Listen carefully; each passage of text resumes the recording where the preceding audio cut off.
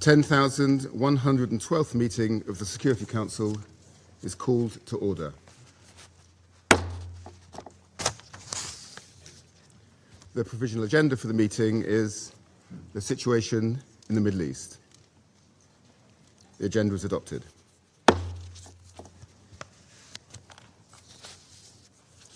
In accordance with Rule 37 of the Council's Provisional Rules of Procedure, I invite the representatives of the Islamic Republic of Iran and Israel to participate in this meeting.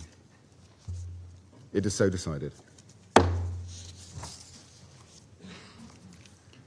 In accordance with Rule 39 of the Council's Provisional Rules of Procedure, I also invite His Excellency, Mr. Majed A. Abdulaziz, Permanent Observer of the League of Arab States to the United Nations, to participate in this meeting.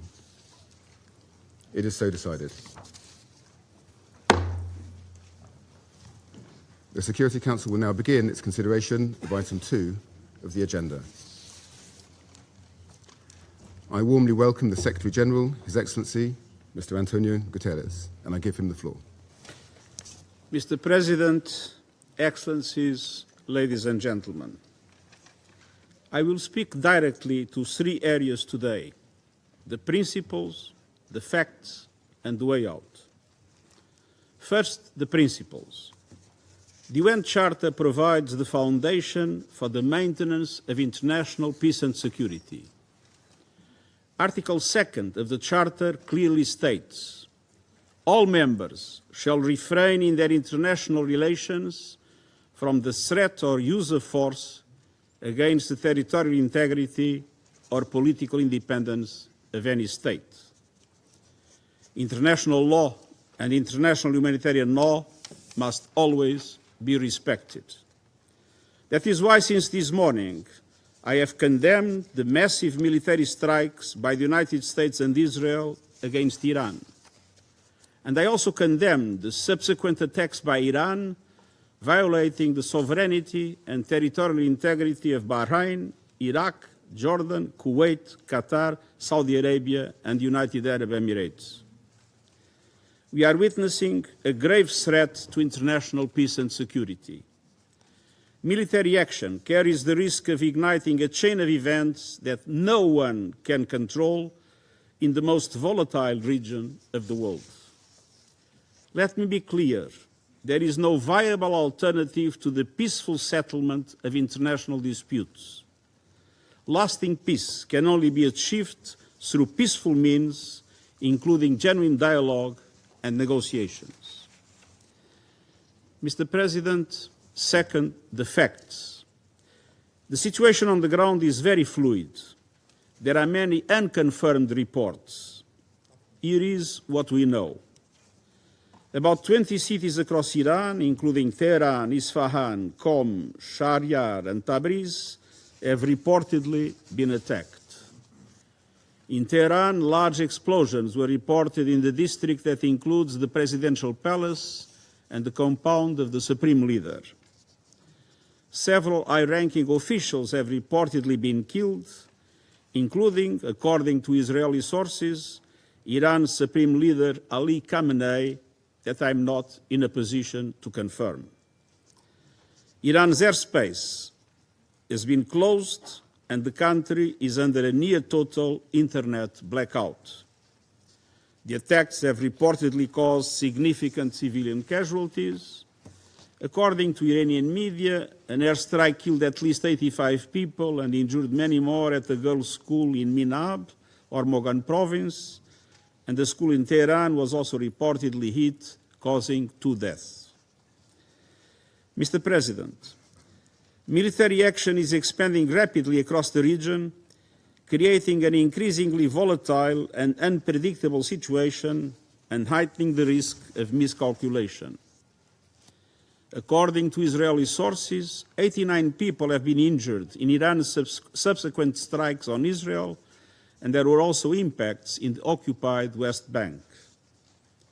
Iran has announced that in reaction to US and Israeli airstrikes, it targeted US military assets in the region. These strikes have reportedly hit civilian areas and infrastructure in the countries that I have already mentioned. Indirect impact of falling debris was also reported in Lebanon and Syria. Most Gulf states successfully intercepted the Iranian strikes. However, the UAE reported that one civilian was killed by debris from an intercepted missile.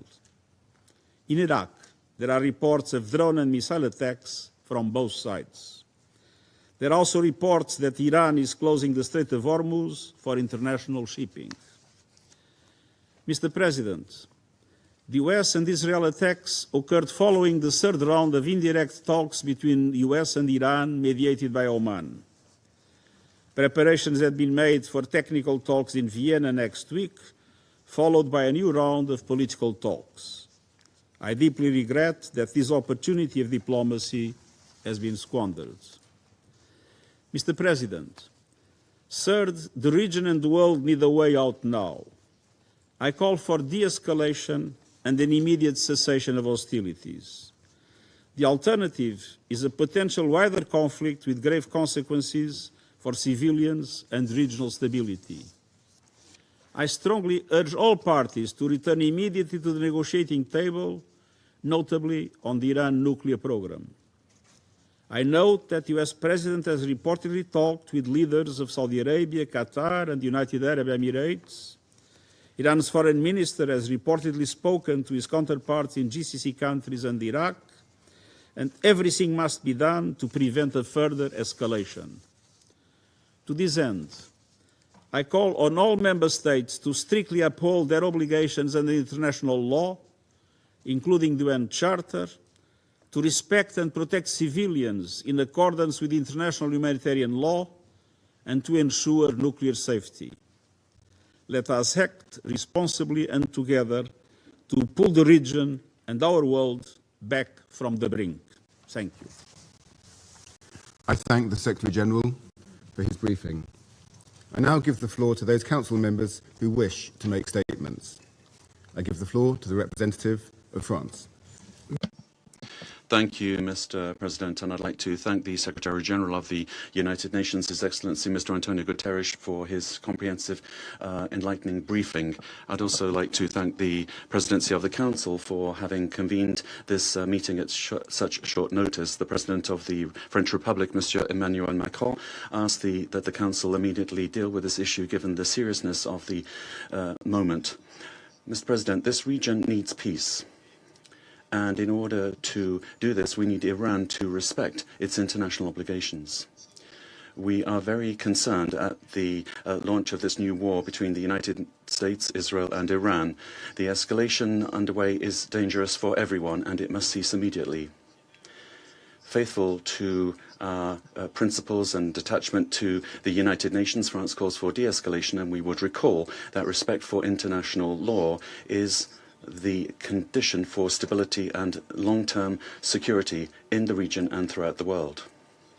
We robustly condemn the indiscriminate attacks by Iran against several countries of the region. It is essential that we ensure the protection of civilians, and we express our solidarity with the countries that have been struck: Saudi Arabia, Bahrain, the United Arab Emirates, Jordan, Kuwait, Qatar, and with our regional partners.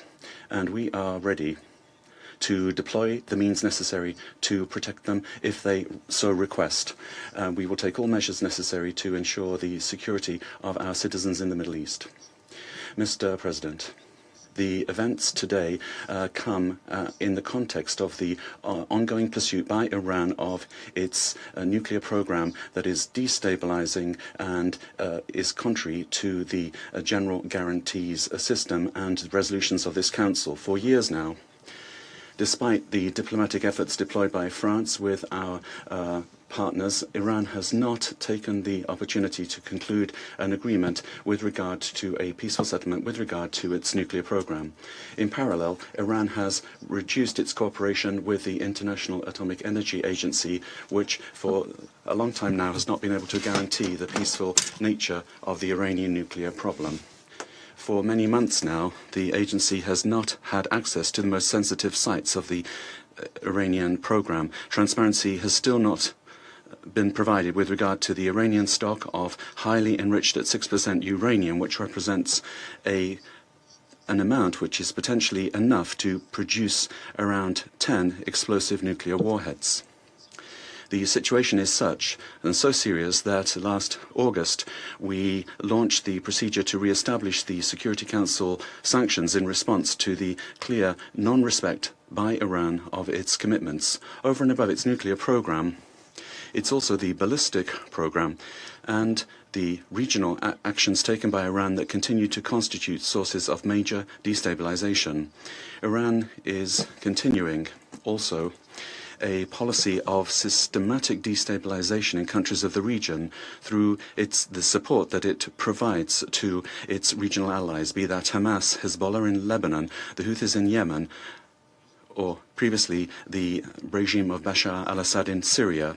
We remain profoundly concerned by the suffering of the Iranian people, given the systematic and brutal repression that they have suffered for many years. For several weeks now, this people has seen an unleashing of unjustifiable state violence because it had the courage to demonstrate for a better life and for freedom. The Iranian people must be able to exercise their fundamental rights and must be able to freely decide their destiny. Mr. President, on the 28th of September, resolutions of this Council with regard to the Iranian nuclear program were re-established. These resolutions called upon Iran to suspend its enrichment activities of uranium, to cooperate with the IAEA with regard to its ballistic activities. The Council must ensure that these resolutions are implemented, also by ensuring that the 1737 Committee is functioning properly. Iran must commit, finally, to good faith negotiations with regard to its nuclear and ballistic program, and also with regard to its regional action. France, together with the E3, has been mobilized now for 20 years to find a negotiated diplomatic solution, the only thing that will solve this issue in a viable way. Together with our partners, we showed in 2015 with the JCPOA and Resolution 2231 of this Council that it was possible to reach an agreement. Today, still, the peaceful settlement of disputes must be our priority. We feel that an agreement is possible, and that's why Iran must seriously commit to negotiations to achieve this. We will remain available together with our partners to find a robust, verifiable and lasting solution that will guarantee that Iran never has a nuclear weapon. At this serious time, the Council must come together to call for de-escalation for respect of international law and search for a negotiated solution in order to re-establish lasting peace in the region. Thank you. I thank the representative of France for the statement, and I give the floor to the representative of Bahrain. Thank you, President. At the outset, I would like to thank the United Kingdom for heeding our call and for inviting to this session at this important moment. I also extend our appreciation to His Excellency the Secretary General for his briefing and for the information regarding the recent events and the repercussions on regional and international peace and security. Mr. President, my country never expected, which is a champion of peace and coexistence, never expected to be targeted by wanton aggressions without any justification. On behalf of the government of the Kingdom of Bahrain, my country strongly condemns the missile attacks targeting vital facilities and residential areas inside the Kingdom of Bahrain on Saturday. They were launched by the Islamic Republic of Iran, which confirmed its responsibility for these cowardly attacks. These attacks are a violation of our sovereignty and territorial integrity and the safety of our people, and they represent an indirect and unjustified attack that violates flagrantly international law, the UN Charter. It is also a grave threat to international and regional peace and security. The Kingdom of Bahrain strongly condemns these acts of aggression, which represent an unprecedented escalation. We reaffirm that targeting our territories, our vital facilities, and residential buildings is a hostile act that is rejected, and we will deal with it firmly. Mr. President, The Kingdom of Bahrain is today under attack that are part of the missile attacks targeting several sisterly states in the region in recent hours, including the United Arab Emirates, the State of Kuwait, the State of Qatar, the Kingdom of Saudi Arabia, besides targeting sites in Jordan and in the Syrian Arab Republic. These grave developments reflect an escalatory pattern targeting our collective security. Mr. President, the Kingdom of Bahrain reaffirms that these attacks represent a blatant violation of the prohibition to threat or use force against the territorial integrity of states as per paragraph 4 of Article 2 of the UN Charter. We hold the government of Iran fully responsible for these attacks, and the Kingdom rejects any justifications or explanations aiming at justifying these hostile activities or to violate international law. We reaffirm our steadfast commitment to the principles and purposes of the UN Charter, and we reserve our full and inherent right to answer in a commensurate manner with the scope of these attacks and to take all measures necessary to re-establish our security, safety, to protect our territories, our citizens, and our residents, according to Article 151 of the UN Charter and pursuant to international law in coordination with our partners and allies.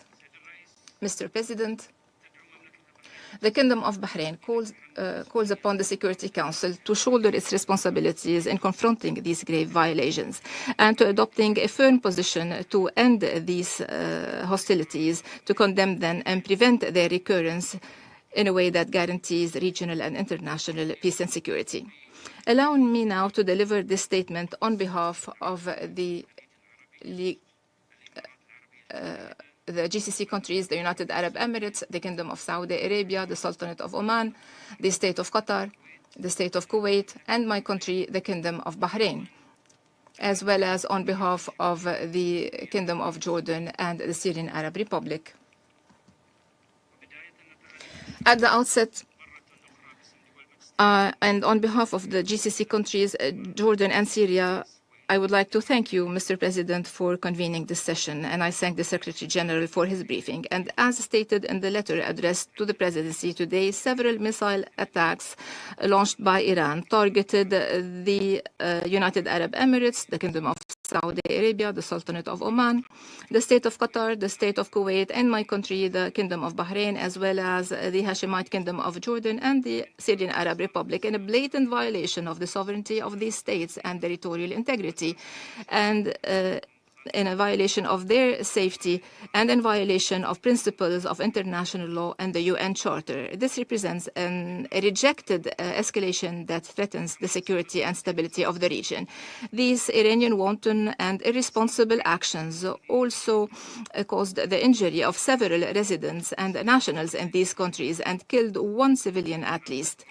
They also damaged several facilities and civilian infrastructure, besides disrupting air navigation in the region, and also threatens to disrupt maritime navigation through the Hormuz Straits. This is a violation of international law and will have very grave international repercussions. Our countries reaffirm that these violations constitute a violation of the prohibition of the threat or use of force against the territorial integrity of states as per paragraph 4 of Article 2 of the UN Charter. We hold the government of Iran fully responsible for these attacks, and we reject any justifications or explanations to justify this hostile behavior or to manipulate rules of international law. We reaffirm that Article 51 of the Charter does not justify in any way these cowardly attacks. GCC countries strongly condemn and denounce this Iranian wanton aggression, and we reaffirm that targeting civilians and civilian infrastructure is condemned and rejected by all international and human standards. We reiterate our full solidarity with the sisterly countries that were targeted, and we stress that the security of the sisterly countries are part and parcel of our security, and that targeting any of these states means or represent a threat to the security and stability of the whole region, and we warn against the repercussions of this refused escalation. Mr. President, these Iranian attacks are not compatible with the good neighborliness principles, and they cannot be accepted in any way. We strongly reject using the territories of the countries of the region as a scene to score points or to expand the conflict, following the efforts made by the GCC countries, Jordan, and the region as a whole in order to facilitate dialogue between Iran and the international community in order to settle differences in peaceful means and to avoid escalation in the region.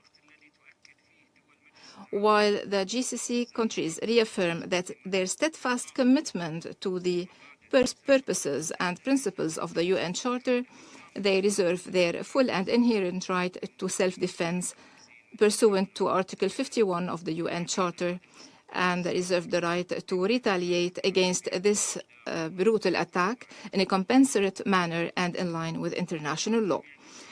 All its responsibilities in confronting these grave Iranian violations and to take a firm stance condemning and refusing these unjustified and irresponsible attacks and preventing their recurrence in a way that guarantees regional and international stability and security. We call for containing this crisis to preserve the stability and security of the region, to protect its peoples, and to avoid a wider confrontation. Thank you, President.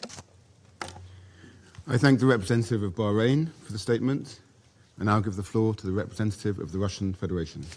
Mr. President, we'd like to thank the Secretary General for his briefing. First of all, I wish to express our firm rejection of the fact that the Presidency today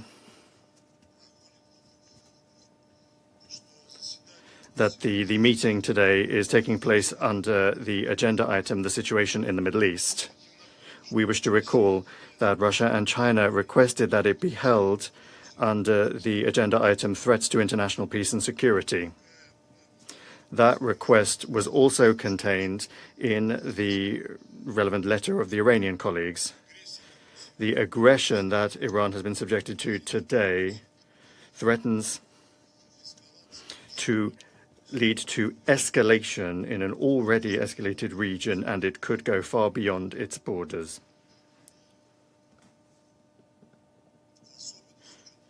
Particularly given the fact that one of the two initiators of this military venture is far from being a state in the region. Attempts by the British presidency to artificially downplay the degree of danger of the current situation is simply unacceptable. The presidency also grossly scorned Russia and China's request to invite as a briefer to today's meeting the professor at Colombia University, Jeffrey Sachs. The British colleagues do everything they can to assert the importance of inviting representatives of civil society to Security Council meetings. That clearly does not apply to cases when world-recognized academics are going to present truth that is unacceptable to the Western governments. In recent hours, we have witnessed a further extremely dangerous ratcheting up of escalation in the Middle East. Early in the morning of the 28th of February, the United States and Israel began launching massive military strikes on the territory of Iran. It was declared that one of the aims of the attacks one of the targets were the senior political leadership of the country and also civilian nuclear facilities. In real time, we are getting reports from the Iranian authorities about casualties, including among the civilian population. More than 200 people have died in 24 provinces of the country.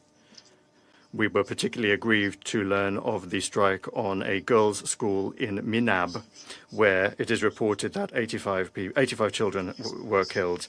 We sincerely express our sincere condolences to the family and loved ones of the victims, and we wish a swift recovery to the injured. Our country will do everything necessary to ensure the security and safety of Russian citizens that are on the territory of the Islamic Republic of Iran. Mr. President, Washington and West Jerusalem's actions are nothing other than yet another unprovoked act of armed aggression against a sovereign and independent UN member state in violation of the Charter of the organization and of the fundamental principles of international law. They are openly aimed at further interfering in the internal affairs of Iran and at destroying a state that has found disfavor with the West. The US and Israel's irresponsible step, reckless step, as we warned previously, has already led to a sharp escalation of the situation across the region. Bahrain, Jordan, Qatar, Kuwait, the United Arab Emirates, and Syria and Saudi Arabia have all been affected.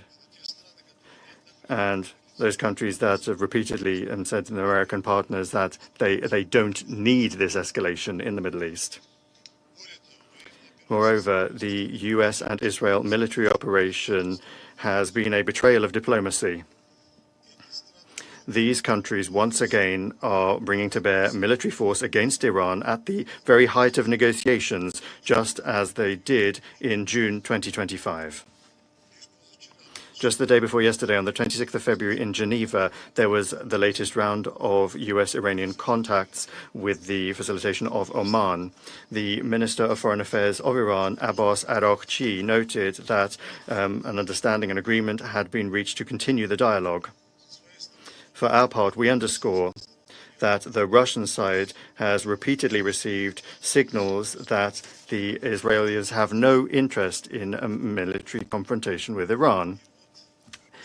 And then, despite Tehran's willingness to engage in the diplomatic process, it once again is stabbed in the back. Moreover, the fact that Washington for such a long time and methodically was building up its military presence in the region only confirms the fact that aggression against Iran was planned in advance. The actions of the United States and Israel risk triggering a humanitarian and economic catastrophe. Of particular concern, once again, are the threats to nuclear safety and security and radiological safety and security.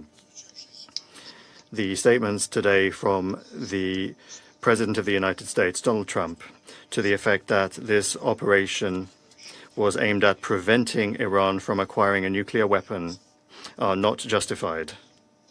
They are unfounded. Tehran has consistently stated that it does not have any such plans and that is fulfilling its obligations under the Nuclear Non-Proliferation Treaty. Moreover, Iran has repeatedly underscored its readiness to put at the basis of new agreements with the United States the preservation of its status as a state, as a non-nuclear weapons state, provided that there is observation and respect for the legitimate right of the Islamic Republic of Iran as a state party to the NPT to develop peaceful nuclear technologies. Against this backdrop, the attempts of Western countries to justify the US and Israeli aggression as though there were some alleged threats to international peace and security are unfounded. These are threats that were allegedly coming from the Iranian nuclear program. We, of course, recall that the only source of reliable information in this regard are the relevant reports of the IAEA Director General, and those reports never indicated that. And they never said that Iran may be engaging in the development of a nuclear weapon. The objects that strikes are being launched against are under the agency's safeguards. That is to say, a priori, they cannot be used for any such activities. Against this backdrop, we expect that the IAEA Director General, Rafael Grossi, will provide unambiguous assessments and will condemn this latest undermining of the NPT's authority and undermining of the global regime for the non-proliferation by the USA and Israel. Nuclear energy objects, including the Bushehr nuclear power plant, cannot in any circumstances be the target of strikes by armed forces. That is unacceptable. Mr. President, we note that today's events were the latest phase of consistent escalatory steps around Iran by Western countries. That includes the US-Israeli strikes on the country's territory in June 2025 and the US's open interference and the open interference by US allies in the domestic political situation in Iran in January of this year. We also remember the failed attempts by the United Kingdom, France, and Germany to trigger the mechanism to restore the effect of Security Council anti-Iran resolutions, the so-called snapback mechanism. However, that did not happen. Russia and a number of other UN member states repeatedly and in detail explained the reasons why the United Kingdom, France, and Germany did not have the right to invoke that mechanism. However, that did not work, and the United States and Israel once again have brought military force to bear. There are obvious parallels with the events of 2003 when the US representatives waved a test tube around in this room to justify their invasion of Iraq by saying that there were weapons of mass destruction present there that no one actually found. In 2023, US Vice President J.D. Vance said that the Iraq campaign was unforced. As a result, innocent Iraqis and Americans died, and that Washington had to learn that lesson. However, as it turns out, that lesson has not yet been learned. In the statements of the European colleagues, and we'll hear that again today, instead of condemning aggression and the deaths of Iranian civilians, we once again will hear the statement of the President of France, Emmanuel Macron, saying the Iranian regime must understand that it has no other option but to engage in good faith negotiations to end its nuclear and ballistic programs, as well as its regional destabilization activities, end quote. Similar assessments were voiced by the Prime Minister of the United Kingdom, Keir Starmer. These absurd statements were then backed up by a joint statement of the leaders of the United Kingdom, France, and Germany, condemning only Iran's strikes on the countries in the region. Colleagues, just think for a moment. This sort of reaction is coming at a time when Iran has been subject to armed attack, to military attack at the peak of an active negotiating process. The hypocrisy of our European colleagues knows no borders. These aren't even double standards. It's a parallel reality, the other side of the looking glass. In the English language, there's an ideal term to describe the situation: victim blaming. One gets the impression that London, Paris, and Berlin are living within illusions that they have created for themselves and are broadcasting to the world. However, attempts to mislead the international community are doomed to fail. Any common-sense person will fully well understand who is responsible, who bears responsibility for this latest uncontrolled escalation. Mr. President, we demand that the United States and Israel immediately cease their aggressive actions. An alternative to resolving the Iranian subject, including its nuclear component, the alternative to peaceful and diplomatic means simply does not exist, and it never has. We insist on the immediate resumption of political and diplomatic settlement efforts and the pursuit of solutions based on international law, mutual respect, and a balance of interests.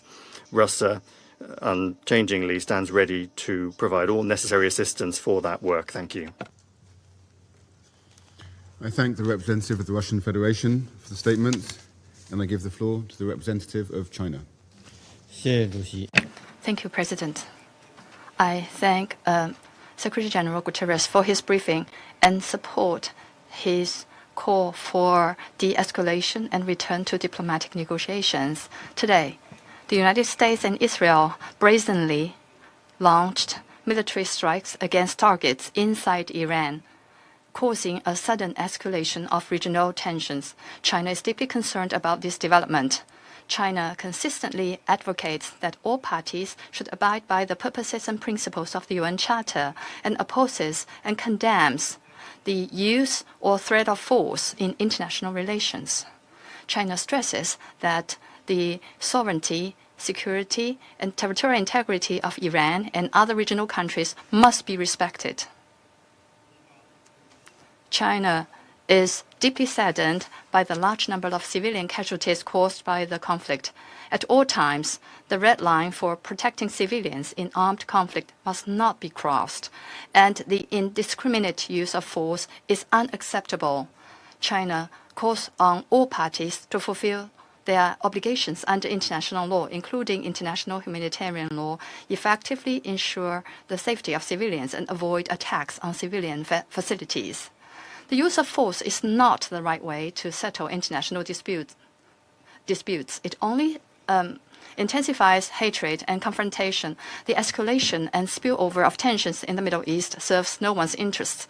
Dialogue and negotiations are the only way to resolve differences. China calls on an immediate cessation of military actions to prevent further cycles of escalation. The military strikes occurred at a time when the US and Iran were engaged in diplomatic negotiations, which is shocking.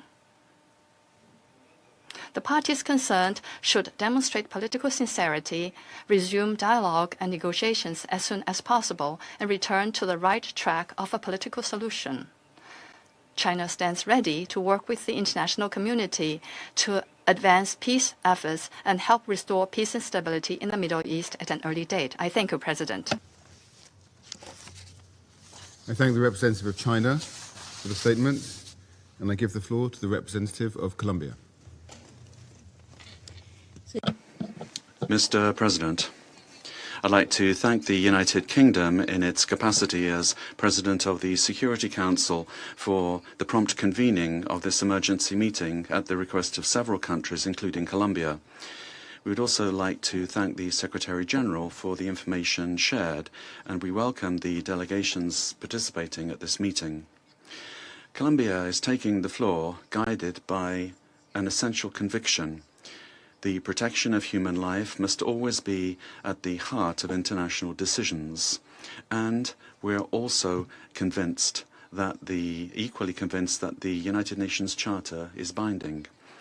Colombia reaffirms its unequivocal defense of international law and of the purposes and principles of the Charter, international peace and security, the peaceful settlement of disputes, the prohibition of the use or the threat of the use of force, the sovereign equality of states, respect for the sovereignty, territorial integrity and political independence of all states, and non-intervention. Mr. President, we are facing a serious military escalation that threatens to spill over into a regional confrontation with unpredictable consequences. The use of force and the logic of reprisals are substituting diplomacy, dialogue and law. In the face of this alarming situation, we condemn any military action that is contrary to the Charter, wherever it comes from. Our country has been consistent in this organization and in this council. No state may unilaterally claim the right to attack another in order to impose regime change, and that principle does not depend on who the actor is, as it is a pillar of the international order. The prohibition of the use or threat of force enshrined in the Charter does not admit selective interpretations. When that principle is violated, international security does not prevail. The law of the strongest takes over. When force replaces law, the international order is weakened and barbarism takes its place, and the first to lose are civilians. Colombia condemns the attacks and expresses solidarity with the peoples of Bahrain, Qatar, the UAE, Saudi Arabia, Jordan, and Kuwait. Colombia expresses its deep concern over the human cost of this escalation. Bombings are exposing entire communities to fear and to risk, including girls and boys. No military goal can justify, under any circumstances, civilians being caught in the crossfire or becoming victims of indiscriminate attacks. The protection of life must always be our highest priority. Life cannot be considered collateral damage. In this regard, we strongly condemn reported attacks against civilians and against civilian objects. This is in clear violation of international humanitarian law, particularly the principle of distinction, and we urge the immediate cessation of hostilities. Strict respect for international law and international humanitarian law is not optional. The protection of the civilian population is a legal and moral obligation. Mr. President, for these reasons, Colombia prioritizes dialogue and the peaceful settlement of disputes, not because we are naive, but on the basis of our experience, because we know that war does not resolve conflicts. On the contrary, it worsens them, it makes them more cruel, perpetuates them, and passes them on to future generations. Defending international law does not mean ignoring reality. Iran has international obligations that it must fully comply with, particularly in the nuclear and human rights fields. With regard to Iran's nuclear program, full, effective and transparent cooperation with the International Atomic Energy Agency is essential. Therefore, we call on Iran to return to the path of dialogue and negotiations in good faith, with a view to guaranteeing unrestricted access to nuclear facilities subject to monitoring and verification, and to resolving outstanding safeguards issues under the Treaty on the Non-Proliferation of Nuclear Weapons. Colombia reaffirms the universal goal of general and complete nuclear disarmament, and in that context we insist that Iran's nuclear program must be maintained exclusively for peaceful purposes in compliance with its international obligations. Collective security is not built with more weapons, but with more guarantees. Likewise, we join the urgent call of the IAEA for the parties to exercise restraint in the use of force, particularly against nuclear facilities, taking into account the enormous risks that such actions represent. Furthermore, Iran has the obligation to respect and guarantee the human rights and fundamental freedoms of its population, which are not a concession of the state. Much rather, these are rights that are inherent to human dignity. But we also state with the same degree of firmness that Iran's non-compliance in these areas cannot serve as justification for the unilateral carrying out of military attacks against a state. The full application of the Charter is indispensable for the credibility of multilateralism and the preservation of the international order. International peace and security are not built by violating the sovereignty or the territorial integrity of states, nor through reprisals. They are built through rules and through dialogue. Mr. President, Colombia calls on all parties to exercise restraint and de-escalation, to urgently return to the diplomatic path, to strictly respect international law, and to strengthen existing multilateral mechanisms. It is a priority to move forwards towards a framework for regional dialogue that allows us to address the underlying causes of instability in the Middle East.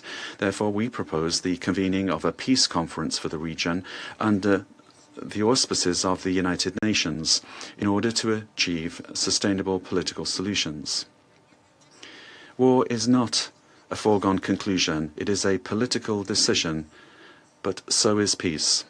Today, the true responsibility of the international community and of this Council is to choose it, assuming with historical responsibility its primary mandate to preserve international peace and security.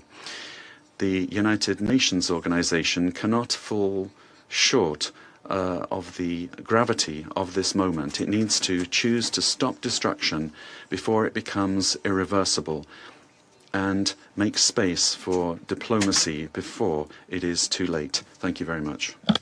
I thank the representative of Colombia for the statement, and I give the floor to the representative of the United States.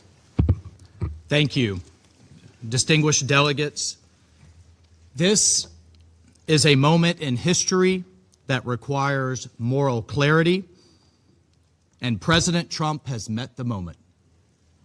The most fundamental duty of any sovereign government is the protection of its people. Operation Epic Fury is directed towards specific and strategic objectives: to dismantle missile capabilities that threaten allies, to degrade naval assets used to destabilize international waters, and to disrupt the machinery that arms proxy militias, and to ensure the Iranian regime never, ever can threaten the world with a nuclear weapon. As President Trump said last night, for decades, the Iranian regime has willfully destabilized the world. It has killed American forces and citizens, threatened regional allies, and jeopardized the security of international shipping upon which the world depends. Its massive support for violent proxies, declared terrorist organizations, the Houthis, Hezbollah, Hamas, and others, has brought bloodshed and disorder across the Middle East for far too long. This is not speculation. We know this to be true, and our men and women have paid for the actions of this regime and the IRGC with their lives. No responsible nation can ignore persistent aggression and violence. The regime in Tehran has led attacks that have cost American lives. Hundreds of U.S. Marines in Lebanon, thousands of troops in Iraq. American hostage after hostage has suffered. Our ships fired upon dozens of times in the Red Sea. Iran has armed and financed militant organizations that undermine lawful governments and destabilize an already fragile region. Iran's continued pursuit of advanced missile capabilities, coupled with its refusal to abandon nuclear ambitions despite diplomatic opportunities, presents a grave and mounting danger. The international community has long affirmed a simple and necessary principle: Iran cannot have a nuclear weapon.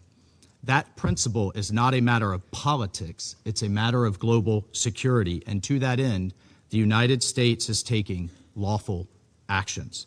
This body, the United States Security Council, has acted repeatedly on this threat. 20 years ago, starting in 2006, Resolution 1696 demanded that Iran suspend all uranium enrichment-related and reprocessing activities, invoking Chapter 7 of the UN Charter, and adopting a legally binding resolution. When Iran failed to comply, this council followed with Resolution 1737, imposing mandatory sanctions, including bans on nuclear-related materials and technology, asset freezes on key individuals and entities linked to their nuclear program, and establishing a sanctions committee. Subsequent resolutions, 1747 in the year 2007, expanded arms embargoes and asset freezes. Resolution 1803 in 2008 tightened restrictions on dual-use goods and calling for the inspections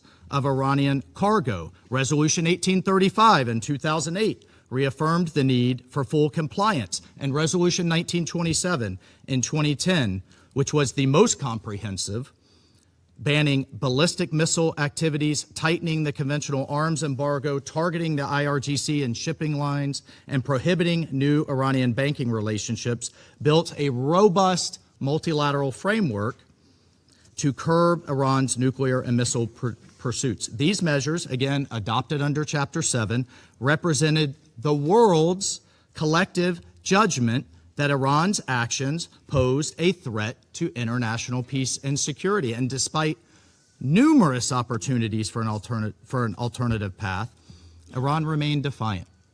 And the Security Council decided on September 19th of last year, 2025, to restore these measures, snap back sanctions, sending a clear message that the world will not acquiesce to threats and half measures, and Tehran would be held to account. On top of these actions by the UN, American diplomacy was attempted repeatedly and in good faith. President Trump, Secretary Rubio, our special envoys, Witkoff and Kushner, were relentlessly dedicated to diplomacy. But diplomacy cannot succeed where there is no genuine willingness to cease aggression, where there is no genuine partner for peace. As President Trump said today, and he spoke directly to the Iranian people, he said, quote, "To the proud, great people of Iran, I saw tonight that the hour of your freedom is at hand. The entire world has witnessed the regime's wholesale slaughter of innocent civilians. The sad irony is that this same regime will attempt to lecture us today about human rights and the rule of law. Its presence here in this council makes a mockery of this body. But where the UN lacks moral clarity, the United States of America will maintain it. Indiscriminate and unprovoked attacks by the Iranian regime today against our regional partners, Kuwait, the United Arab Emirates, Bahrain, Qatar, Jordan, and others, reinforce precisely why such actions are necessary. The regime has not only struck military assets, but civilian infrastructure as well. Those who stand with us must know that their security is not negotiable. The safety of our allies is not conditional. It is assured. The bottom line is this, colleagues. Our allies and partners can count on the United States and can count on President Trump. Colleagues, peace is not preserved by appeasing those who threaten it. Peace is preserved through strength in the face of terror. History has taught us that the cost of inaction is far greater than the burden of decisive action. And our president, President Trump, has taken that decisive action today. I thank you. I thank the representative of the United States for the statement, and I give the floor to the representative of Denmark.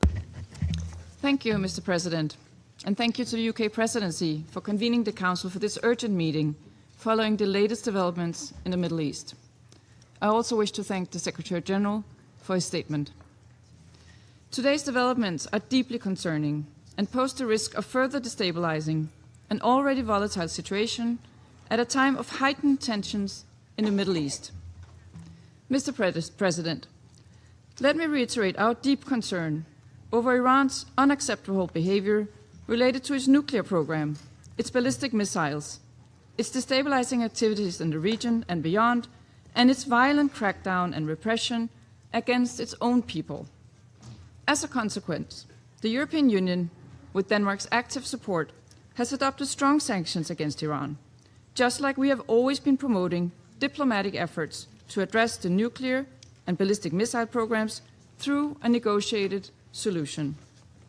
I also wish to express Denmark's condemnation of Iran's attacks today on countries of the region. This must stop immediately. We express our full solidarity with partners in the region under attack. Mr. President, at this critical juncture, de-escalation is imperative. A broader regional escalation would have devastating consequences for the Middle East and for international peace and security. We call for maximum restraint and respect for international law, including international humanitarian law. What is needed is for diplomatic efforts to reduce tension and for the negotiations to resume in good faith as the only viable, lasting solution to the Iranian nuclear issue. Iran must never be allowed to develop or acquire a nuclear weapon. This is essential for regional and international security. Finally, Mr. President, for years now, we have heard the Iranian people calling for dignity, for opportunity, and for their fundamental rights to be respected. For too long, authorities in Tehran have failed to heed these calls. We call on Iran to refrain from further attacks, give up their weapons programs, and to meaningfully engage with the international community in a manner consistent with its international obligations and the will and aspirations of its own citizens. I thank you. I thank the representative of Denmark for the statement, and I give the floor to the representative of Pakistan. Thank you, President. I would like to thank the Secretary General for his sobering presentation and assessment of the unfolding situation in the Middle East after concerning developments in the region. We concur with his view that there is no viable alternative to a peaceful settlement. President, Pakistan condemns the initiation of unwarranted attacks against the Islamic Republic of Iran in violation of international law. Yet again, these attacks come at a time when renewed diplomatic efforts were underway to reach a peaceful and negotiated solution. Such a course of action will undermine the peace and stability of the entire region with far-reaching consequences. Pakistan also condemns the attacks against the Kingdom of Saudi Arabia, Bahrain, Jordan, Kuwait, Qatar, and the United Arab Emirates, and stands in solidarity with all these brotherly countries and underscores the need to exercise maximum restraint. This is extremely unfortunate since several brotherly Arab countries were in fact supporting dialogue and emphasizing the need to avoid escalation. We particularly laud Oman's role in facilitating and mediating dialogue between Iran and the United States. These unprovoked attacks, therefore, constitute blatant violations of the sovereignty of the brotherly Gulf states. Pakistan also condemns the unfortunate death of a Pakistani national in the UAE during this dastardly attack. We urge all sides to refrain from any further actions that may undermine the security and territorial integrity of other regional countries. President, we regret the fact that diplomacy has once again been derailed as these attacks have happened right in the middle of negotiations. These military actions undermine dialogue and further erode trust that was already in short supply.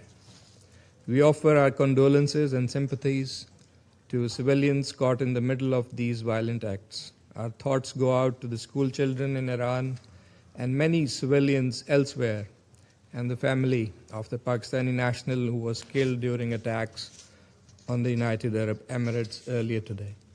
President, the purposes and principles of the UN Charter are inviolable and sacrosanct. The Charter prohibits threat or use of force against territorial integrity or political independence of states. Pakistan reiterates the call for full respect for international law, including the UN Charter, as well as the international humanitarian law. We are deeply alarmed at the risk of regional conflagration. Safety and well-being of millions of our compatriots in the countries of the region is also top priority for Pakistan. Pakistan is maintaining close contact and coordination with brotherly neighboring countries, including at the leadership level. We are ready to extend our support towards peaceful resolution of outstanding issues. Pakistan has consistently advocated the primacy of peaceful settlement of disputes and the imperative of avoiding confrontation and conflict in a region already beset by tensions and volatility, as the Secretary General has also noted. Diplomacy and dialogue should be the guiding principles for achieving negotiated settlement of all contentious issues in accordance with the rights, obligations, and responsibilities of the parties concerned. Pakistan calls on all sides to immediately halt escalation and urgently resume diplomacy with a view to achieving a peaceful, negotiated resolution to this crisis. Thank you so much. I thank the representative of Pakistan for the statement, and I give the floor to the representative of Greece. Thank you, Mr. President, for convening this meeting at such a short notice. I would like also to thank the Secretary General for his briefing and his messages on respecting the principles of the UN Charter and his calling on de-escalation and a peaceful settlement of the situation. Mr. President, we express our deep concern following today's escalation. Our aim should be to return to substantial negotiations towards a peaceful settlement in line with international law and the UN Charter. As the Council meets in this critical moment, we would like to stress the following. First, restraint is imperative. The risk for a wider regional confrontation with potentially grave consequences for international peace and security is real. Absent a swift diplomatic solution, we might now face the consequences of prolonged crisis.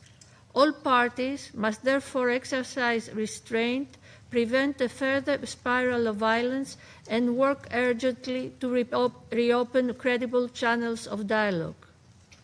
Our Prime Minister and Minister for Foreign Affairs are in constant contact with our partners in the region. We strongly condemn the Iranian strikes in Bahrain, Jordan, Kuwait, Qatar, Saudi Arabia, and the United Arab Emirates. Second, Greece has consistently expressed its strong concern regarding Iran's nuclear program. Iran must never be allowed to acquire a nuclear weapon. The accumulation of significant quantities of uranium enriched up to 60% by a non-nuclear weapon state raises serious proliferation concerns and has no credible civilian justification. Full cooperation with the IAEA and strict adherence to international obligations are indispensable. It is widely believed that strong, permanent, and verifiable oversight on Iran's nuclear and ballistic programs is a precondition for stability in the region.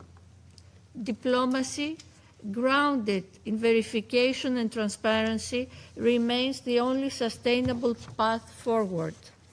Third, maritime security in the Gulf, the Straits of Hormuz, and the Red Sea must be fully respected by all sides. Even more now, of all times, stability is of the utmost importance.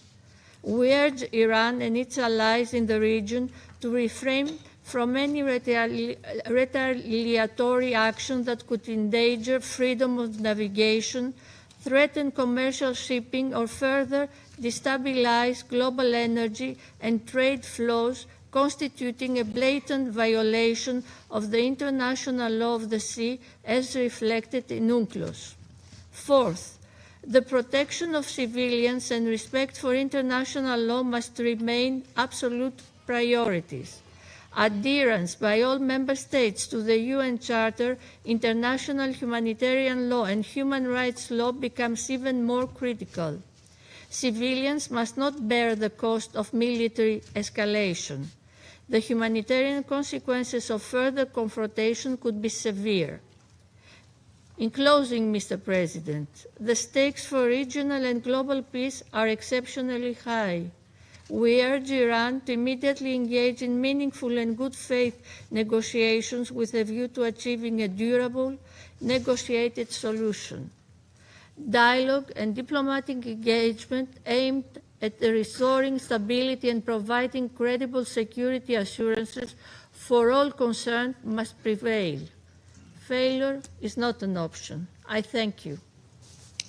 I thank the representative of Greece for the statement, and I give the floor to the representative of Somalia. Thank you, Mr. President.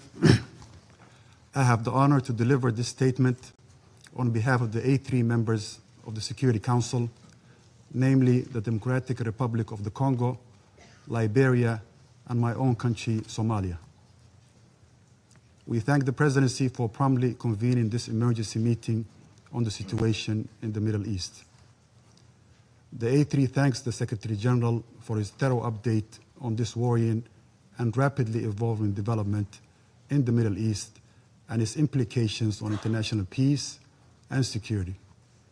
We also echo the Secretary General's message of today's military escalation in the Middle East. We welcome the representative of Iran to this meeting. Mr. President, the A3 aligns itself with the statement of the chairperson of the African Union Commission, His Excellency Mahmoud Ali Yusuf, on the U.S.-Iran military escalation issued on February 28th of 2026. The reported military strikes carried out by the United States in coordination with their Israeli forces against targets inside the Islamic Republic of Iran, and Iran's subsequent response represents a perilous and deeply troubling escalation, one that marks a serious intensification of hostilities in the Middle East and threatens to engulf the entire region in an uncontrollable cycle of violence, suffering, and pain. The A3 condemns the missiles and drone attacks carried out by Iran against the sovereign territories of Bahrain, Kuwait, Qatar, Saudi Arabia, and the United Arab Emirates. The A3 reiterates that all member states must respect their obligations under international law, including the Charter, which prohibits the threat of the use of force against the territorial integrity or political independence of any state or in any other manner inconsistent with the purposes of the United Nations. These actions risk further destabilizing the Middle East and underscore the urgent imperative to safeguard broader peace and internal stability, particularly as the geographic scope of military activity expands beyond the initial parties to the conflict. The A3 remains steadfast in its commitment to the fundamental principles of international law and the Charter of the United Nations. At the same time, the A3 recognizes the concerns of all states in the region, which must be addressed through dialogue and peaceful means in accordance with international law and the UN Charter.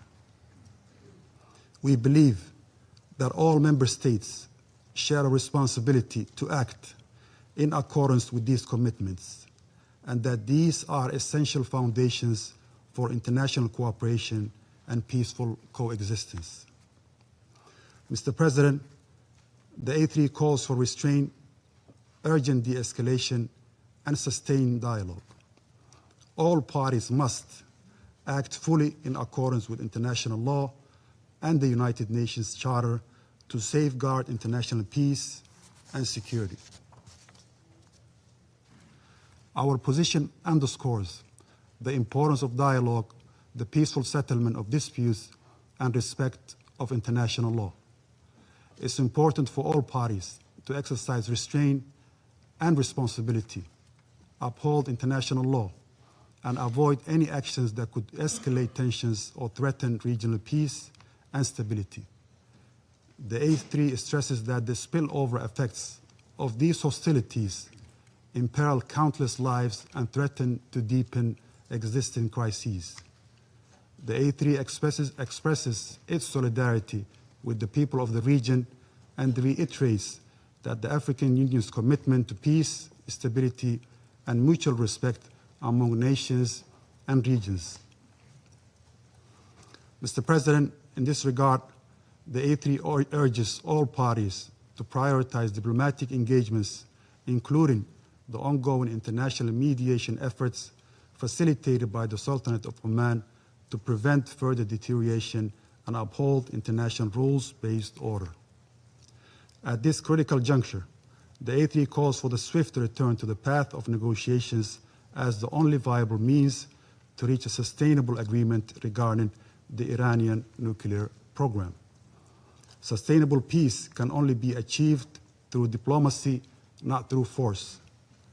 The A3 strongly reaffirms the urgent necessity of establishing a Middle East zone free of nuclear weapons and other weapons of mass destruction, applicable to all states in the region without exception, in accordance with relevant international resolutions. We also stress the need for all Middle Eastern countries to join the Treaty on the Non-Proliferation of Nuclear Weapons as a step toward regional and global security. We emphasize the paramount importance of protecting civilians and civilian infrastructure, including in the context of cross-border strikes and retaliatory actions, and as well as refraining from targeting nuclear facilities that are under International Atomic Energy Agency safeguards, in line with relevant IAEA resolutions and the United Nations Security Council decisions. The A3 reaffirms its commitment to multilateralism and the principles of the United Nations Charter. We urge all parties to act with responsibility and wisdom, placing the well-being of the region's people above all other considerations. It's important to seize this moment to redouble our efforts for de-escalation and to support a diplomatic process that can deliver peace, stability, and security for all states in the Middle East. The A3 stands ready to support all efforts within this Council and in cooperation with regional and international partners to facilitate a peaceful, inclusive, and lasting resolution to the situation in the Middle East. I thank you, Mr. President. I thank the representative of Somalia for the statement, and I give the floor to the representative of Panama. Gracias. Thank you, Mr. President. We thank your presidency for convening this meeting, and we acknowledge the presence of the representatives of the countries that are honoring us with their participation. We would also like to thank the Secretary General, Antonio Guterres, for his briefing at this meeting. Less than a year ago, we were in this same chamber deliberating on similar events to those that are of concern to us at this meeting. And these are events that today are still developing, which prevents us from entirely knowing their scope and their consequences. However, we must ask ourselves whether the repetition of these actions can really lead to different results and to a sustainable solution, or whether, on the contrary, the aggressive cycle of attacks and counterattacks will only lead to an escalation of violence with increasingly serious and unpredictable consequences to the detriment of international peace and security. Let us recall that in January we considered the brutal and disproportionate use of force by Iran against its population, which was legitimately exercising its right to protest. According to estimates from independent media and non-governmental organizations, that resulted in the deaths of thousands of people. These previous facts point to a delicate situation in the country and the region, and they represent a clear and worrying warning of the possible real and human consequences of the escalation of the armed conflict. The Republic of Panama notes with grave concern the severity of recent events, which could trigger a regional conflict with serious direct repercussions on neighboring countries, such as those that have just been suffered by Bahrain, the United Arab Emirates, Qatar, Kuwait, Jordan, and Saudi Arabia, which Panama considers to be lamentable. This scenario must be avoided. especially in a context in which the Middle East has already been seriously affected by various crises in recent years, the consequences of which may transcend and cause harm beyond the immediate region and may affect the rest of the world with incalculable consequences. The intensification of tensions will only increase instability and suffering, particularly impacting the most vulnerable populations, those that are always the first to suffer the consequences of conflicts. In this uncertain and dangerous situation that we face, we are reminded that it is essential to guarantee the respect for and protection of the civilian population during conflict in accordance with international humanitarian law and the values that this Council is called upon to protect. Therefore, we reiterate our urgent call for dialogue, restraint, and the cessation of the use of force. Diplomacy and negotiation, in accordance with the principles enshrined in the Charter of the United Nations and international law, must prevail as the preferred and effective means for the peaceful settlement of disputes. Thank you very much. The representative of Panama for the statement, and I give the floor to the representative of Latvia. Thank you, Mr. President. Allow me to begin by thanking the United Kingdom as Presidency of this Council for convening this meeting on such short notice. And I would also like to thank the Secretary-General for the briefing provided. For decades, Iran has been a malign, destabilizing actor in the region and beyond. It has repeatedly and systematically violated its international obligations and posed a threat to international peace and security. The Iranian regime has attacked and destabilized neighbors, exported terrorism, developed an illegal ballistic missile program, and participated in widespread sanctions circumvention.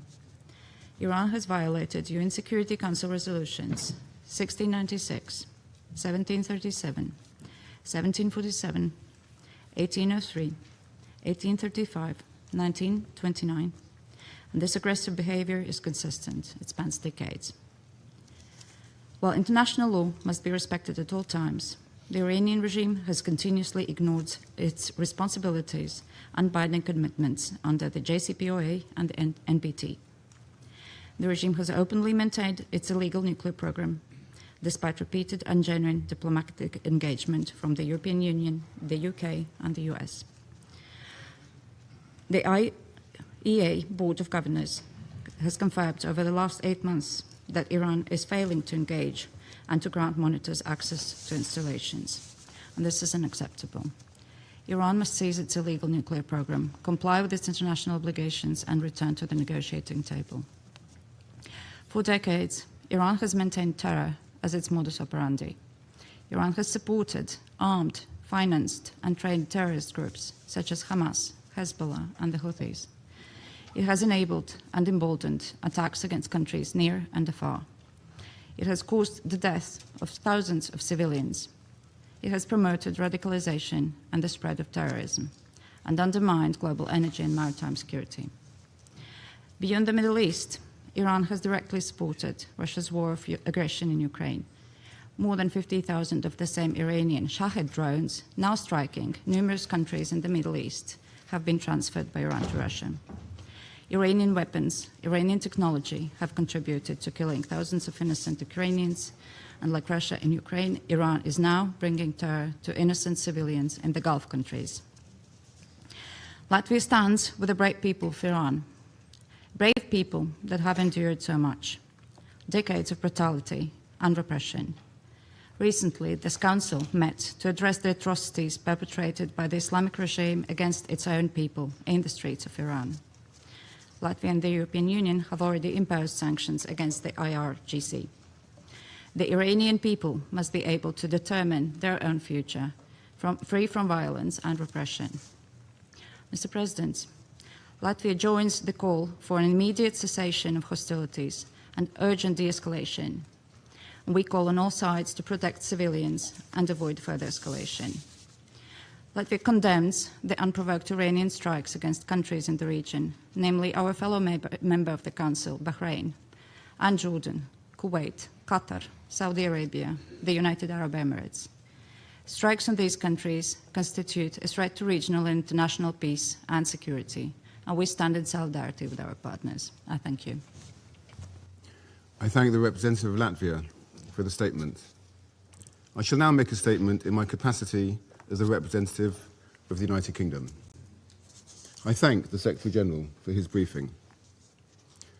Colleagues, this is a fragile moment for the Middle East. The United Kingdom played no role in the strikes against Iran. But we are under no illusion about the nature of the Iranian regime. The Iranian regime has murdered thousands of its own people simply for exercising their fundamental rights and freedoms.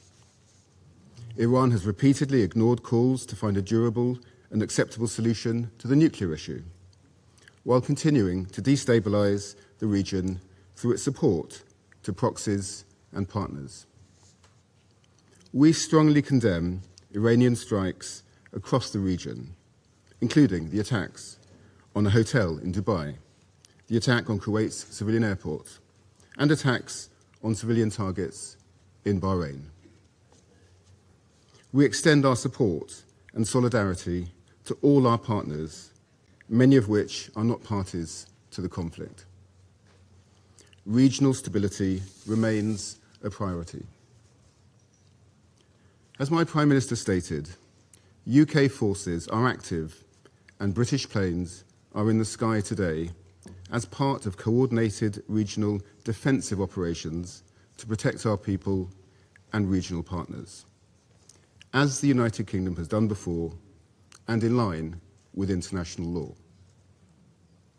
Reports of strikes on civilians and civilian infrastructure are deeply alarming.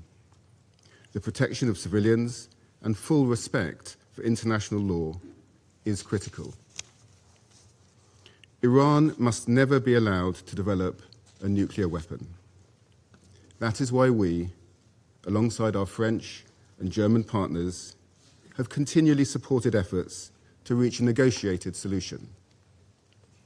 We have always been clear that only a diplomatic solution can fully and sustainably address these threats. We want to see the swiftest possible resolution that ensures security and stability for the region. Iran must refrain from further strikes and its appalling behavior to allow a path back to diplomacy. We will continue to work with our partners to this end in support of peace and security and the protection of civilian life across the region. I resume my function as President of the Council. I now give the floor to the representative of the Islamic Republic of Iran. In the name of God, the compassionate and merciful, we appreciate the Secretary General for his briefing and his contribution to this meeting. We express our sincere appreciation to the Russian Federation and China for supporting the convening of this emergency meeting of the Security Council to address the manifest aggression committed by the United States and Israeli regime. I also thank those Council members, in particular China, Pakistan, and the Russian Federation, who have today taken principled position in condemnation this unlawful act. And it is regrettable that some members of this body, in a blatant double standard, disregarded the flagrant act of aggression committed by the US and Israel on Iran and condemn Iran for using its inherent right to self-defense under UN Charter. Mr. President, this morning the United States regime jointly and in coordination with the Israeli regime initiated an unprovoked and premeditated aggression against the Islamic Republic of Iran for the second time in the recent months, while deliberately attacking civilian populated areas in multiple large cities of Iran where millions of people reside. As a result of this brutal armed attack, Hundreds of civilians have been killed and injured. The aggression and atrocious crime of the United States regime and the Israeli regime and the deliberate and persistent targeting of civilian infrastructure are going. In addition to the numerous civilian residential buildings, the aggressors have also targeted a school in the city of Minop, Hormozgan province, killing more than 100 children. The number of innocent civilians continues to rise. This is not only an act of aggression, it is a war crime and a crime against humanity. Yet today, once again, the representative of the United States, through a regrettable pattern, has attempted to distort facts and rely on misinformation to justify the blatant aggression of the United States and Israel against my country. The facts, however, are unequivocal. The justification advanced by the representative of the United States today are illegal and entirely devoid of legal foundation. The baseless allegation invoked to defend this unlawful use of force have no standing under international law. The invocation of preemptive attack claims of imminent threats or other substantiated political claims cannot legitimize aggression. Such claims are unfounded legally, morally, and politically, and they contradicted the clear principles of the Charter of the United Nations.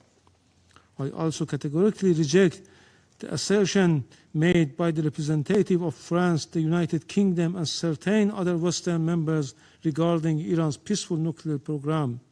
These claims lack a factual and legal basis. Mr. President, distinguished colleagues, the President of the United States and the Prime Minister of the Israeli regime have openly claimed responsibility for this act of aggression and have explicitly articulated regime change as their objective, an unmistakable admission of their intent to violate Iran's sovereignty and territorial integrity. The President of the United States has falsely described this aggression as necessary to neutralize an imminent threat to the American people. This is nothing more than a deliberate attempt to mislead the international community and the U.S. public opinion and manufacture consent for unlawful war.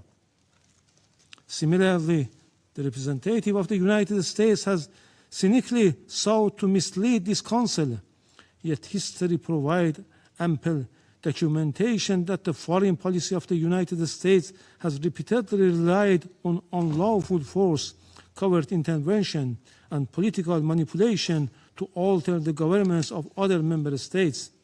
This record is well established. The reality is clear and undeniable.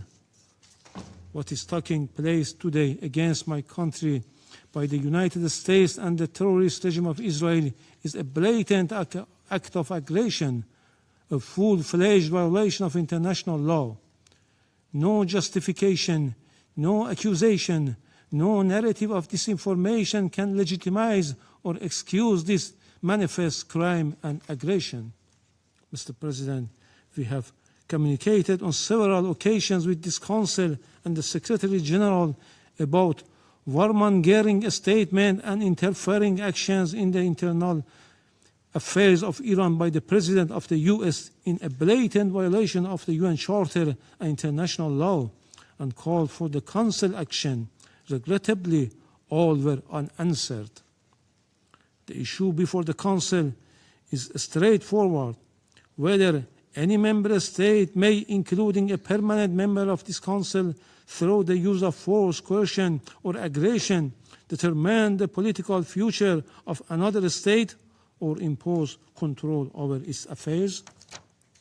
International law and the Charter are explicit on this matter. Article 2, Paragraph 4 of the Charter categorically prohibits the threats of use of force against the territorial integrity or political independence of any state. Mr. President, against this backdrop, I would like to make the following points. 1. What is occurring against my country is a clear act of aggression. It is an open armed aggression against the Islamic Republic of Iran. The United States and Israel war today is not merely a war against Iran.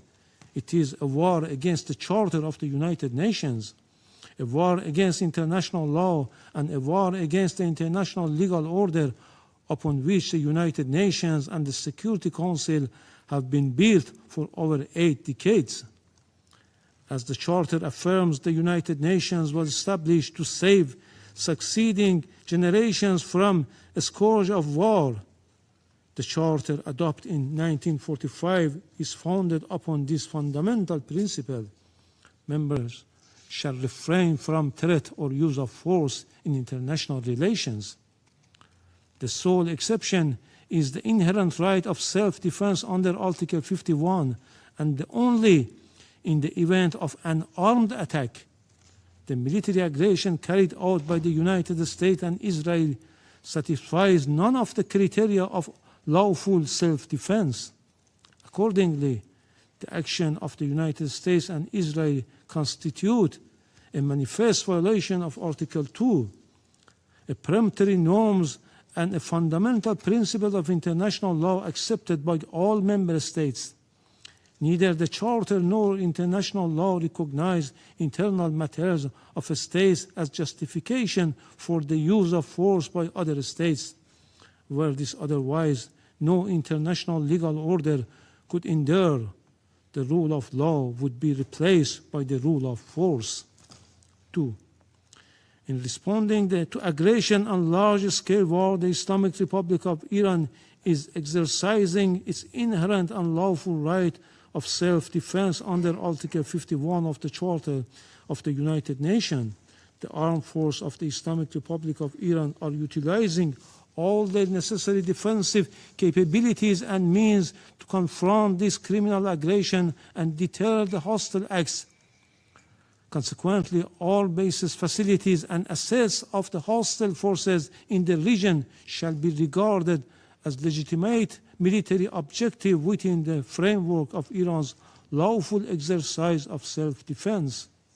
Iran will continue to exercise its right of self-defense decisively and without hesitation until the aggression ceases in full and unequivocal terms.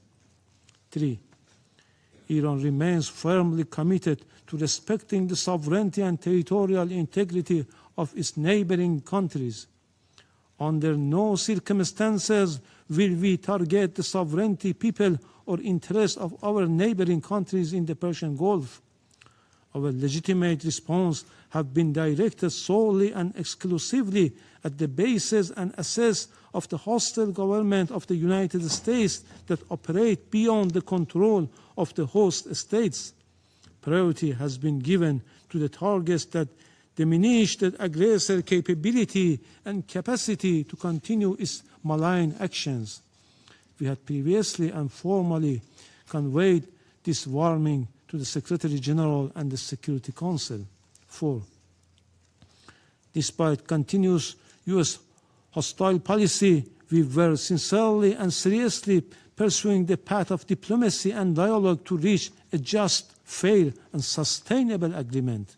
Yet, for the second time in the midst of the negotiation, the United States betrayed diplomacy and resorted to force and launched an attack against my country in blatant violation of Charter of the United Nations, presently interfering in Iran's internal affairs. They are even calling on the people to riot against their own government. The recent record of the United States toward Iran is equally clear. Since January 2025, the U.S. administration again reinstated the hostile approach, including the policy of so-called maximum pressure and economic strangulation through sweeping sanctions.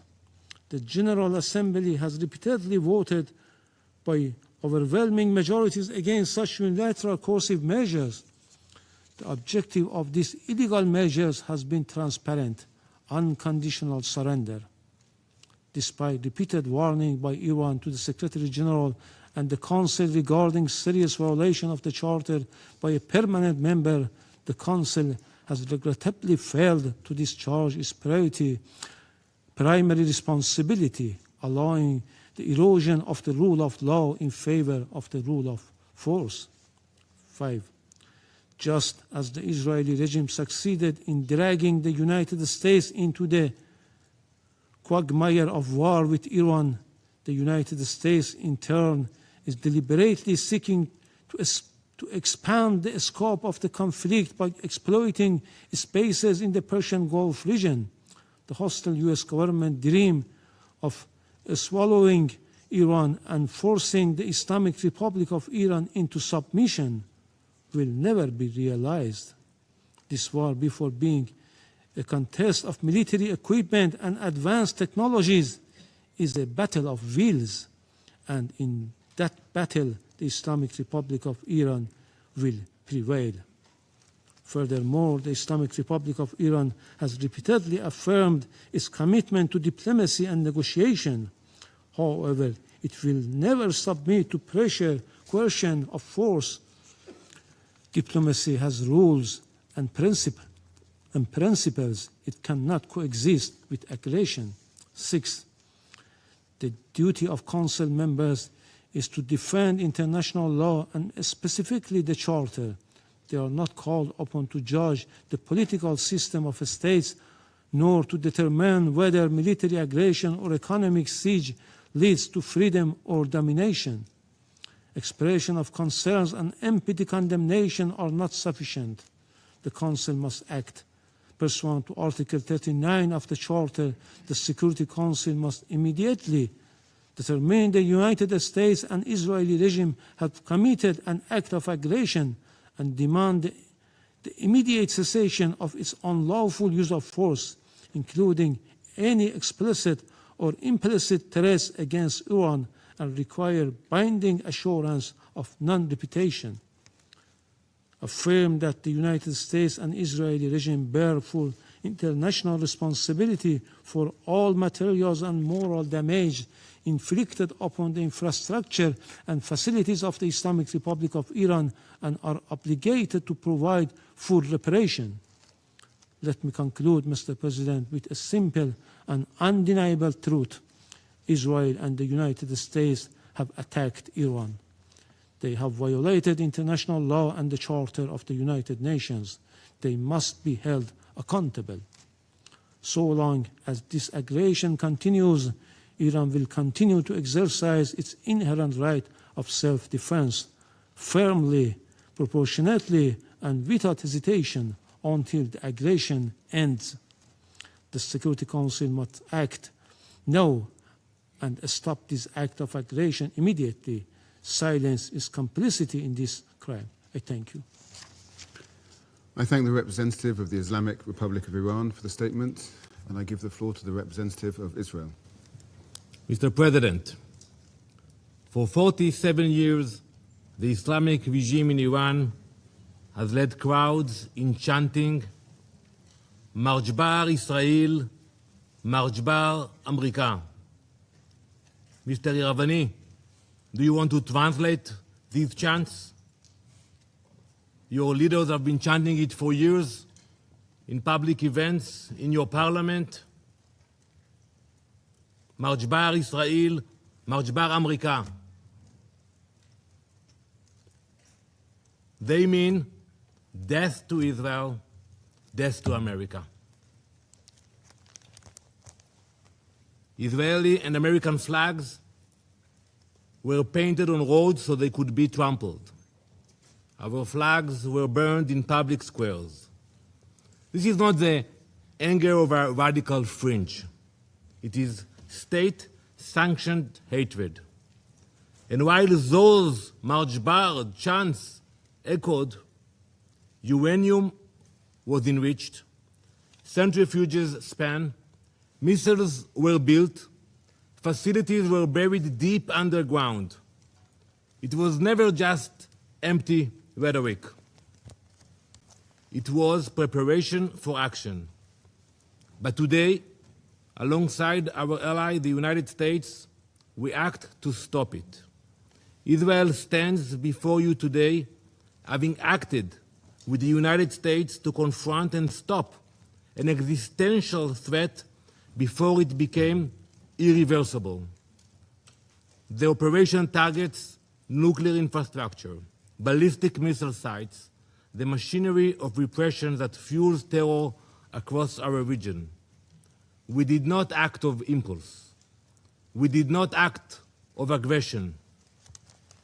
We acted out of necessity because the Iranian regime left no reasonable alternative. This joint effort will continue for as long as the threat remains. We thank President Trump and acknowledge the close cooperation between Israel and the US, which has brought the alliance between our countries to an all-time high in peace and in war. Let us be clear about what we are confronting. This regime has built nuclear weapons in blatant disregard of international law and UN resolutions. It has brutally murdered its own citizens and crushed dissent. It's happened now as we speak in cities in Iran. It has expanded missile arsenals and armed proxies across the region. It has openly declared its intention to erase Israel from the map. Now, as it faces consequences, it is launching missiles and drones across the region, endangering the UAE, where a Pakistani citizen, unfortunately, was killed. Jordan, Kuwait, Bahrain, Qatar, Iraq. As we speak, in the last hour, a rocket targeted the city of Tel Aviv. Civilians, they don't target military bases. Civilians struck a building in Tel Aviv. An innocent woman was killed and 21 people were injured. This is a regime that destabilizes wherever it reaches. It spreads violence outward while crushing freedom at home. It is not reacting. It is expanding. It is a machinery of radicalism that does not recognize borders. Mr. President, diplomacy was exhausted. Iran was required to stop enriching uranium, stop heavy water projects, stop developing nuclear-capable missiles, and allow full inspections. Iran did none of it. Instead, it fortified its nuclear facilities so we cannot get to them, accelerated missile production, and continued to fund terror. Since the last operation in the summer, they spent billions on their proxies. The resolutions were clear. The strategy was just as clear. Delay, delay, delay. But we will not be played. And it's simple what they were planning. They were building the means to corner us, to force an irreversible reality with our backs against the wall. That is not a future Israel will accept. No responsible nation should. This operation is guided by clear objectives: eliminate immediate threats, dismantle the nuclear program, destroy its ballistic missile production, neutralize naval threats, break the proxy network that destabilizes the region. The operation was carried out in order to protect the people of Israel within the framework of the ongoing armed conflict between Israel and Iran, in line with the UN Charter and in accordance with international law. Our forces stand ready to stop extremism armed with nuclear weapons. To the soldiers of the IDF, our boys and girls, my son, my daughter, we salute you. You stand like lions defending our people. an entire nation stands behind you. We have heard the condemnation from few member states, from the Secretary General, but we all know that escalation did not begin today. It began when Iran armed proxies and exported terror, expanded missiles and drones, advanced its nuclear program in violation of its commitments, turned on its own people, beating, imprisoning, executing. Where was the outrage of the UN? Where were the consequences? Now, Israel acts to prevent an irreversible threat, and the condemnation is immediate. This is the definition of hypocrisy. Some call this aggression. We call it necessity. We call it survival. Mr. President, history has taught us never to ignore those who openly call for our destruction. When a regime says it will destroy Israel, when it chants death to Israel, when it promises to wipe Haifa and Tel Aviv off the map, we believe it. We genuinely believe it when we see those hundreds of ballistic missiles that they are launching to Israel. We believe the threats. We do not ignore them. We do not gamble with our survival. We act. Now let me address the brave people of Iran. You are not our enemies. This operation is not directed at you. It is directed at a regime that has silenced you, imprisoned you, and invested in missiles and uranium while your economy suffers. You deserve better. It is this regime, the Basij, the Revolutionary Guard, who have dragged your country into isolation. The world does not fear a free Iran. It fears a radical regime armed with nuclear weapons and driven by extremism. Your future should not be defined by those who chant for death. As President Trump has said, the Iranian people deserve dignity, security, and the chance to shape their own destiny. We are thinking about you. You are seen. You are not alone. The future of Iran belongs to its people. We stand with you. Mr. President, this week, Jewish families all around the world celebrate Purim. Many Israelis will do so now in a bomb shelter. The story of Purim happened more than 2,500 years ago, in the same place. In ancient Persia, an evil minister by the name of Haman sought to wipe out the Jewish people. And it began with words, with chants. It became a decree.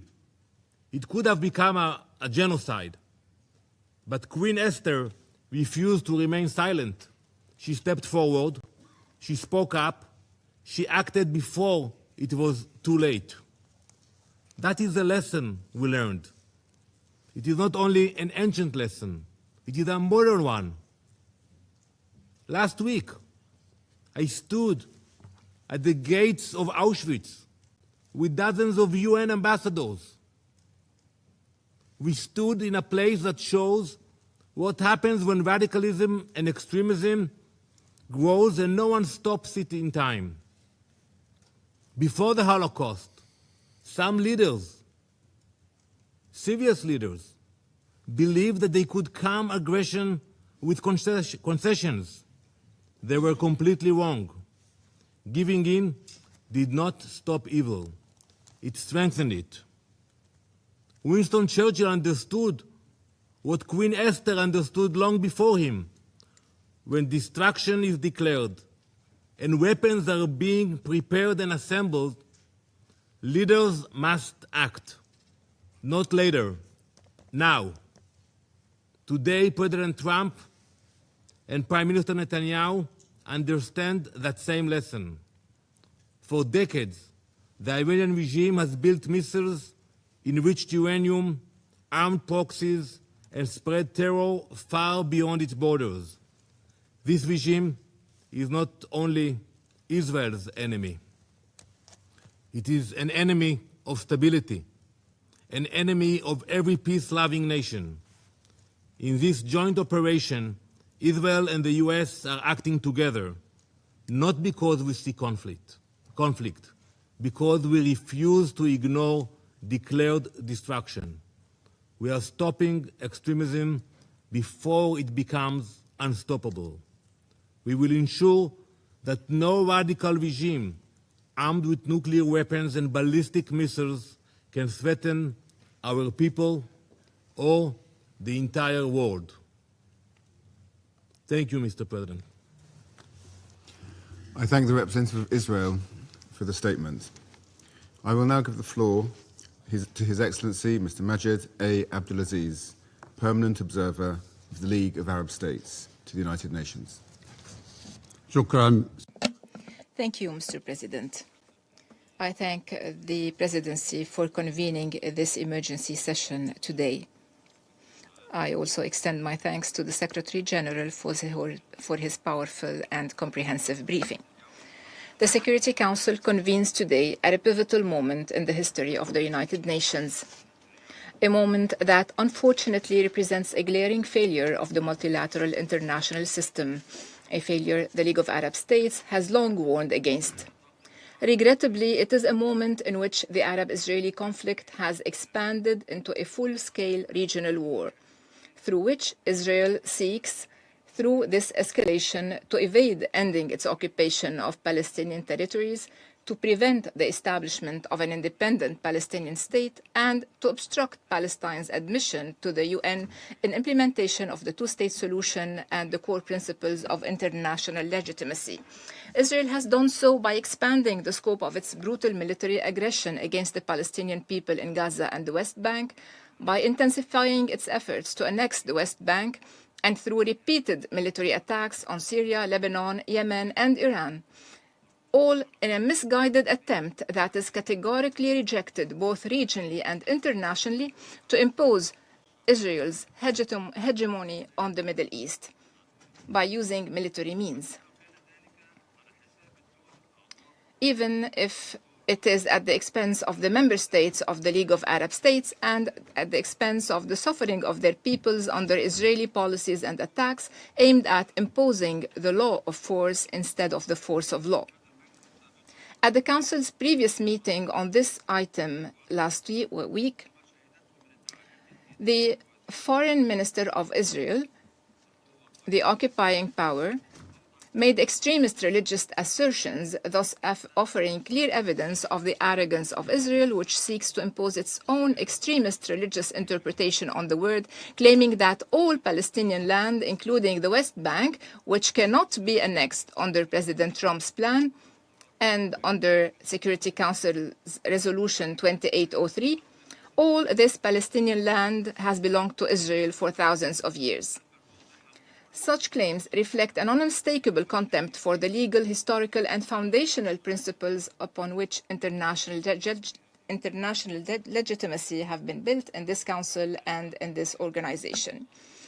Despite the announcement 2 days ago in Geneva that negotiations between the United States and Iran on the Iranian nuclear file has made some progress, Israel has blatantly disregarded all these developments in pursuit of narrow, self-serving interests. It has launched a wanton military attack at dawn today against the Islamic Republic of Iran, claiming that the attack was intended to prevent Iran from acquiring nuclear weapons.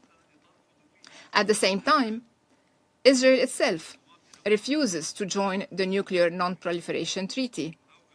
It refuses to subject its nuclear facilities to the IAEA's comprehensive safeguards regime, and it refuses at the same time to attend the United Nations Conference on the establishment of a Middle East zone free of nuclear weapons and other WMDs.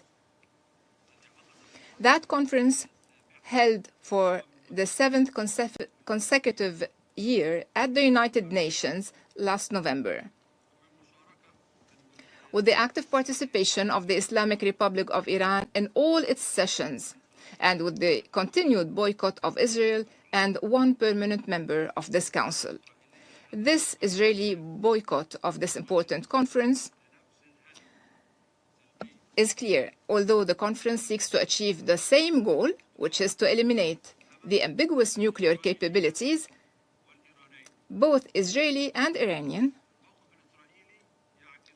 And this Israeli stand reflects the fact that Israel wants to remain the only state acquiring ambiguous nuclear capabilities in the Middle East and capable of producing nuclear weapons, which is something that Middle East countries cannot accept.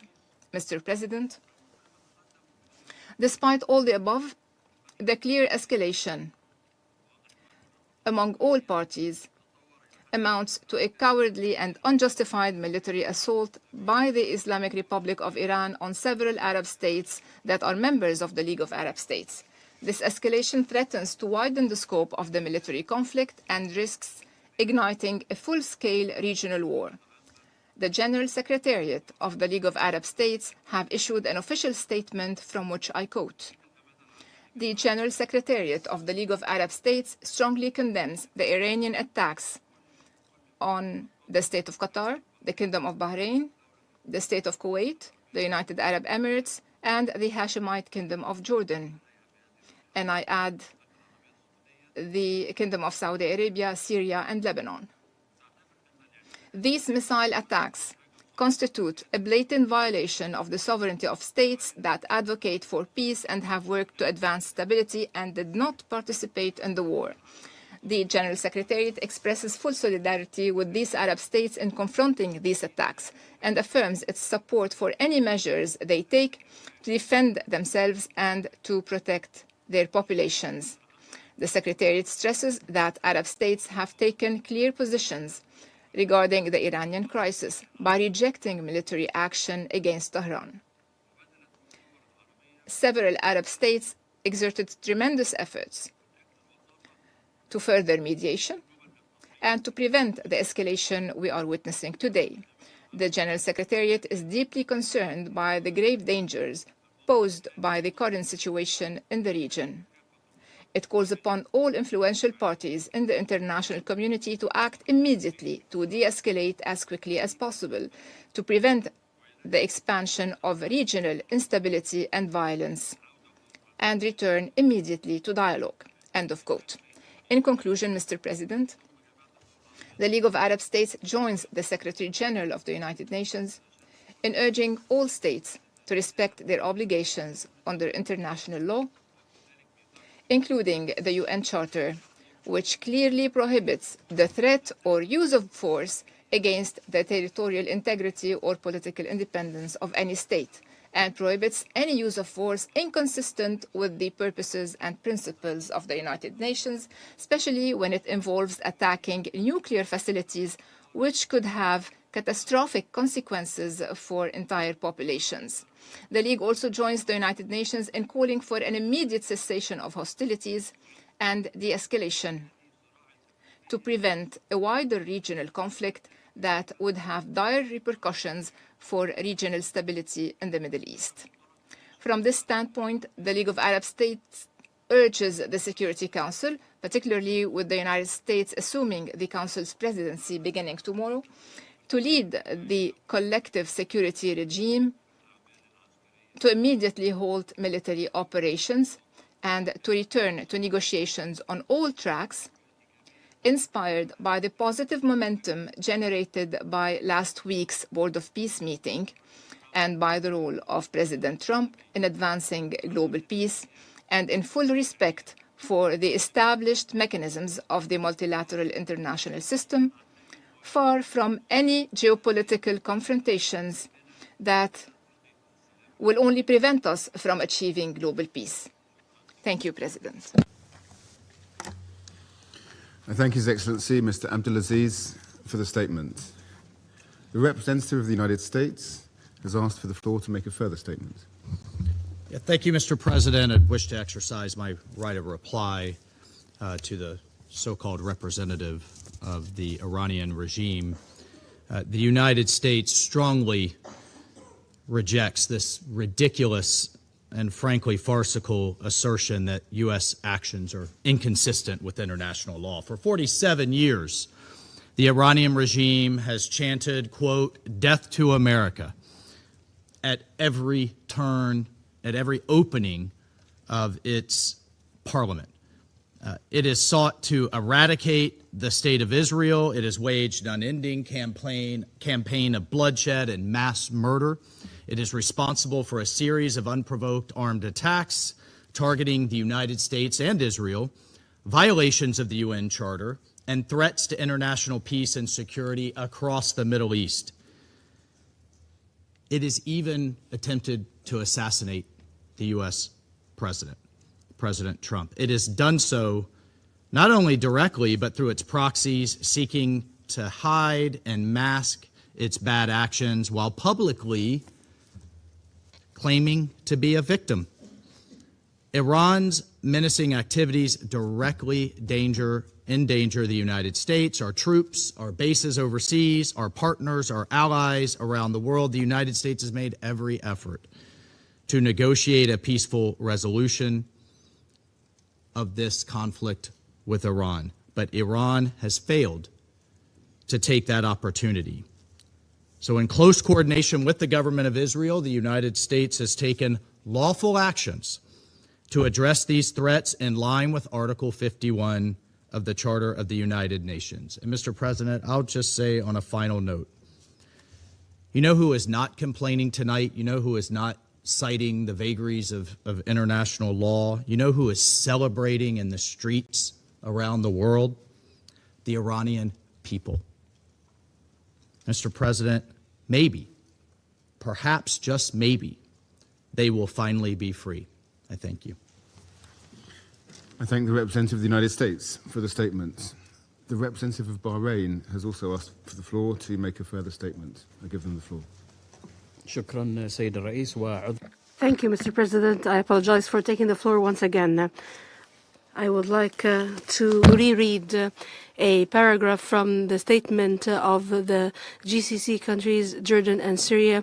Accurately, it is as follows, and I quote, "As we have pointed out in the letter addressed to you today, a number of Iranian missile attacks have targeted today the UAE, the Kingdom of Saudi Arabia, the State of Qatar, the State of Kuwait, and my country, the Kingdom of Bahrain, and the Hashemite Kingdom of Jordan, and the Syrian Arab Republic, in a flagrant violation of the sovereignty and territorial integrity of these countries." I thank you.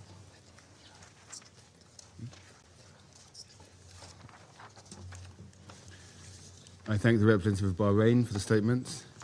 The representative of Iran has asked for the floor to make a further statement. Thank you. I have one word only. I advise to the representative of the United States to be polite. It will be better for yourself and the country you represent. Thank you. The representative of the United States has asked for the floor to make a further statement. Frankly, I'm not going to dignify this with another response, especially as this representative sits here in this body representing a regime that has killed tens of thousands of its own people and imprisoned many more simply for wanting freedom from your tyranny. Thank you, Mr. President. Okay. There are no more names inscribed on the list of speakers. Before adjourning the meeting, as this is really the last meeting of our presidency in the month of February, I would just like to express my thanks on behalf of the delegation of the United Kingdom to members of the Council, the Secretary General, and members of the Secretariat for all their support this month. The meeting is adjourned.